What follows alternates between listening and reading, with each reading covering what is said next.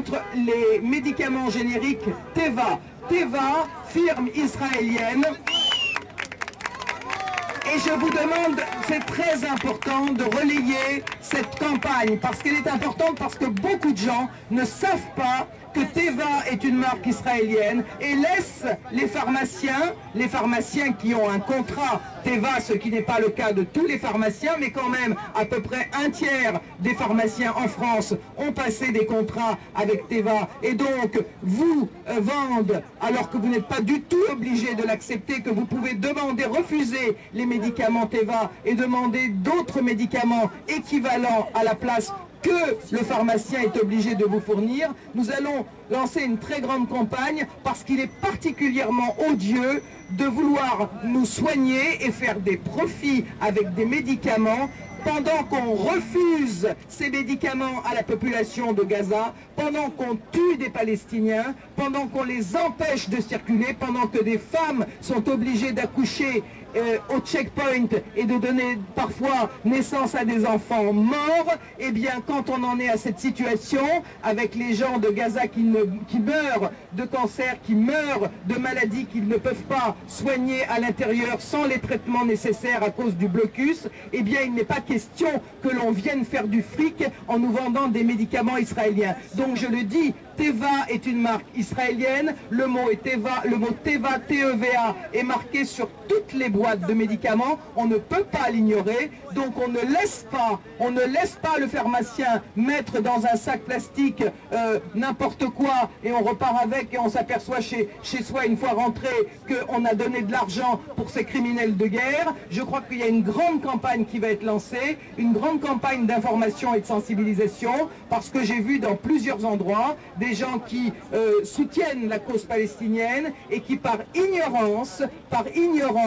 vont acheter les médicaments Teva. Donc il va falloir mener une grande campagne ensemble avec tout ce qu'il faut, avec les tracts d'information. Nous allons faire des vidéos, nous en avons fait une première que vous connaissez, nous allons en faire d'autres, nous allons faire des actions spectaculaires et nous vous demandons donc, parce que comme vous le savez, il y a les actions qui sont publiques, comme aujourd'hui nous avons appelé à ce rassemblement de manière publique, et puis il y a les actions qu'on appelle des actions surprises, pour lesquelles nous ne pouvons pas, bien entendu, donner l'information, faire une annonce sur un site. Donc je pense que vous êtes tous en contact les uns avec les autres, et que c'est forcément par le bouche à oreille avec les gens en qui on a entièrement confiance, parce que bien entendu, je veux dire qu'à partir du moment où on fait mal, et on fait mal avec le boycott, il y a les sionistes qui essayent de nous envoyer quelques personnes infiltrées, mais heureusement, je veux dire qu'on connaît un peu la musique. Donc je vous donne rendez-vous pour des prochaines actions très bientôt dans les supermarchés, contre Sephora qui met en vente les produits des colonies Ahava. Et là aussi, je vous signale, nous avons fait des actions, mais nous entamons également une action en justice contre Sephora qui fait de la tromperie sur leurs marchandises, qui écrit Israël sur les boîtes de cosmétiques en provenance de la mer morte soi-disant d'Israël, alors qu'elles sont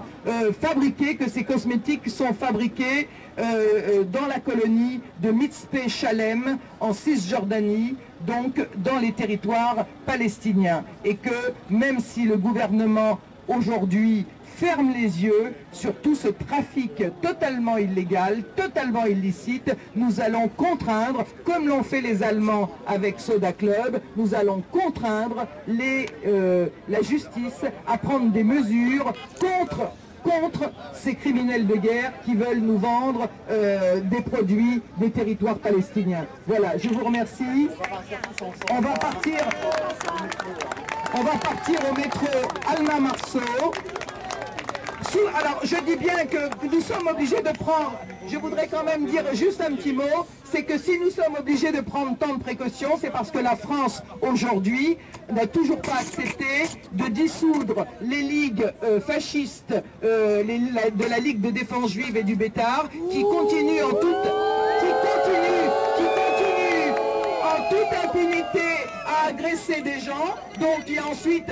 des policiers qui ont la gentillesse de nous escorter pour que nous protéger, mais je pense que le problème est à prendre à la racine, que le mal est à prendre à la racine, c'est-à-dire qu'il n'y a pas de raison, alors qu'on fait tout un arsenal de lois antiterroristes, y compris pour des choses qui n'ont rien à voir avec le terrorisme, de laisser ces terroristes agresser en toute impunité. Et vous savez que, y compris dans le crime, la mort de Saïd Bourarache, qui a été noyé, jeté dans le canal de l'Ourcq, il y a fort à parier que ces bandes organisées, militairement qui agressent, soient éparpillées. Donc, à ce niveau-là, oui, nous prenons des précautions, mais il n'est pas normal que l'État français les laisse agir comme il le fait en France.